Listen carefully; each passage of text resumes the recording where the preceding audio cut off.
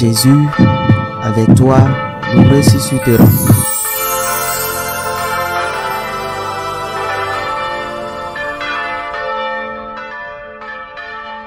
En ce temps-là, les yeux levés au ciel, Jésus priait ainsi.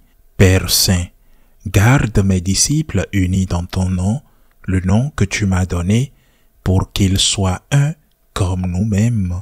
Quand j'étais avec eux, je les gardais unis dans ton nom, le nom que tu m'as donné.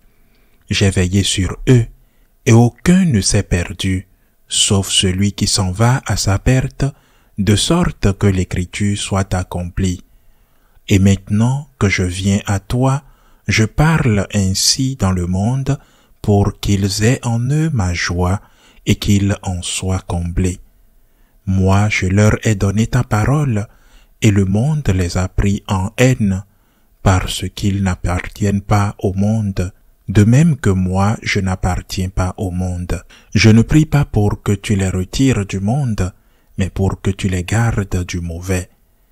Ils n'appartiennent pas au monde, de même que moi je n'appartiens pas au monde.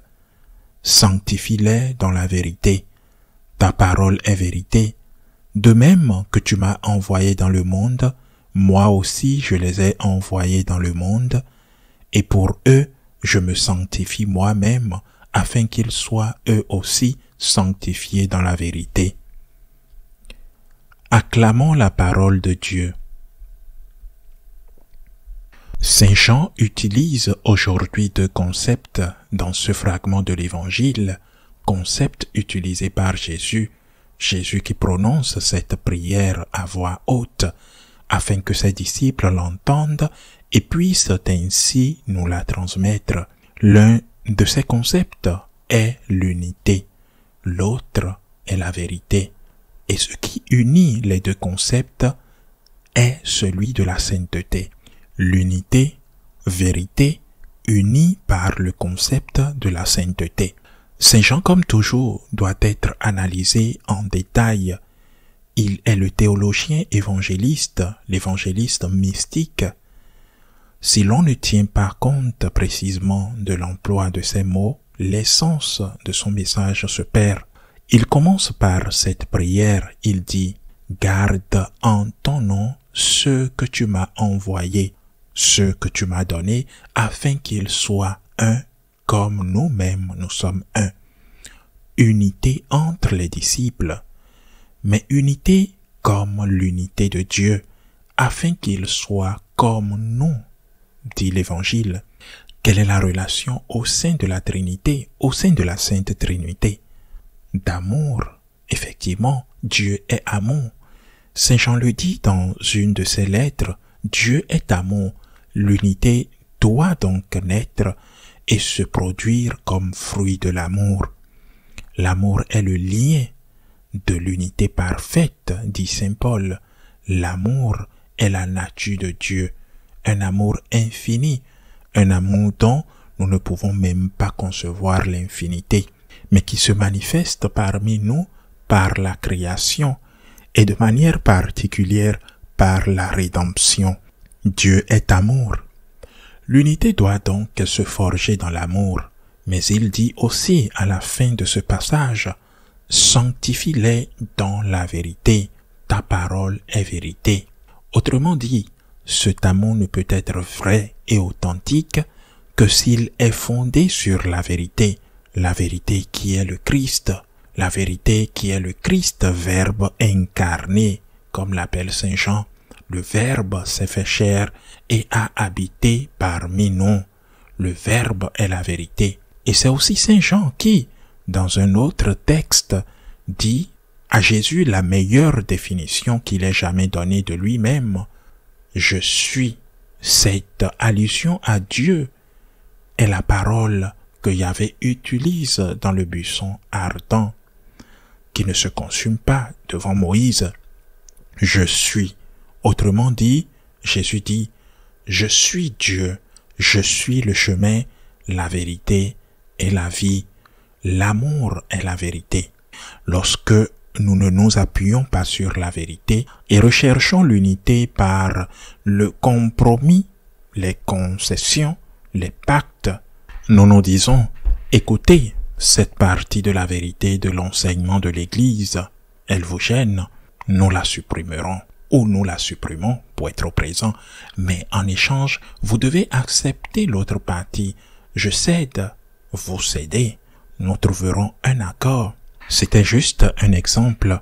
Cette unité qui vient de se créer, c'est-à-dire, je supprime quelque chose qui ne t'arrange pas, mais en contrepartie, toi tu cèdes à ton niveau par rapport à quelque chose que je veux.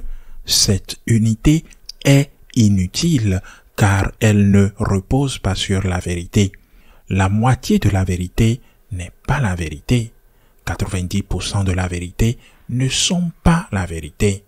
La vérité, c'est comme si nous avions un magnifique meuble ancien, préservé depuis des siècles, et que nous en retirons une partie.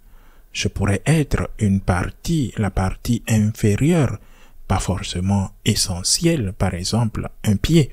Nous retirons une partie du meuble, une partie de ce meuble si beau, préservé pendant si longtemps. Que deviendra le meuble? Le meuble perd son originalité, elle devient légèrement ou fortement détériorée.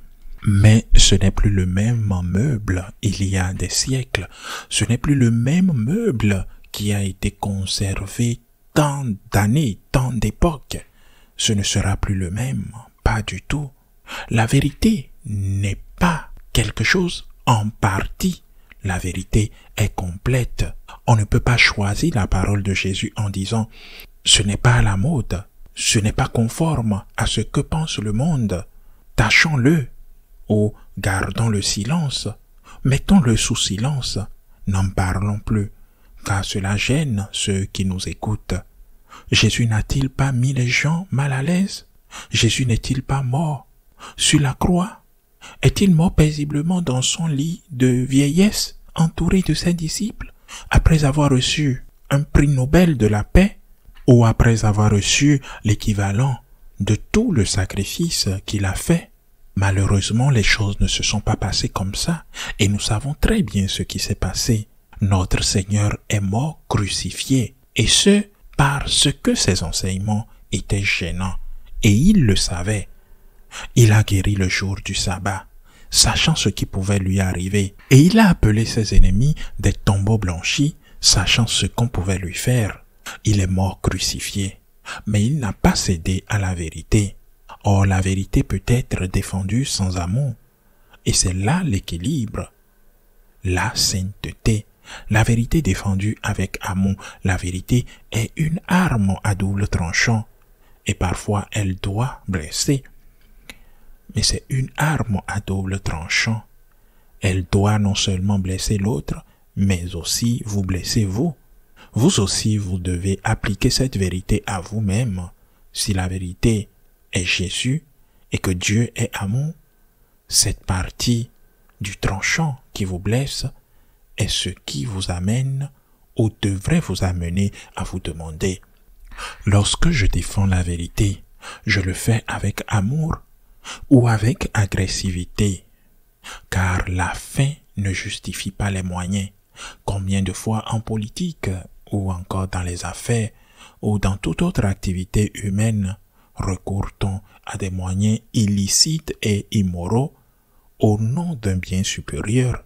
On ne peut pas défendre la vérité par la violence ou le ressentiment. On ne peut que défendre la vérité avec la joie, la paix de Jésus. On ne peut que défendre la vérité dans l'amour de Dieu.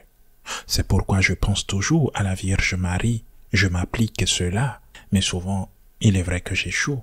Quand je défends la vérité, je me demande, est-ce que je la défends comme le ferait la Vierge Marie, avec humilité et la fermeté de Marie, avec la douceur et le courage de Marie, avec l'amour d'une mère qui corrige ses enfants, mais qui aime toujours, et dans sa correction il y a de l'amour. Non seulement nous devons dire la vérité, mais nous devons la dire avec charité, et c'est le lien entre les deux.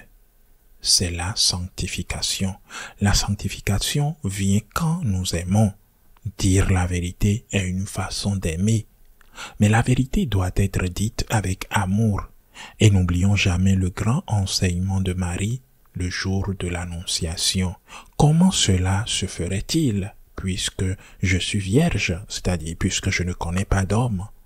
Autrement dit, la fin ne justifie pas les moyens.